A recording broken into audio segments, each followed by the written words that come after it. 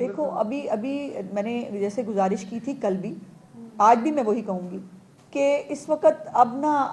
صوبہ اور مطلب سیاست، مجھے یہ سوٹ کرتا ہے مجھے وہ سوٹ نہیں کرتا، یہ اس سے نکل کے اب ہمیں ایک قوم کی طرح کچھ فیصلے کرنے پڑیں گے، اور یقیناً میں سمجھتی ہوں کہ تمام صوبے اپنی ذمہ داری کا احساس کرتے ہیں، اور گنڈا پور صاحب کی جو ہے وہ پہلی دفعہ زندگی میں ان کی کوئی بات سے میں متفق بھی ہوں، مجھے خوشی بھی ہوئی، ان کے منہ سے کوئی سین گفتگو جو ہے وہ سننے کو ملی، تو یہ پرائم منسٹر صاحب جو ہیں وہ یقیناً تمام صوبوں کو وہ ساتھ لے کے بیٹھیں گے بھی، اور ہمیں کوئی نیشنل ایکشن پلان،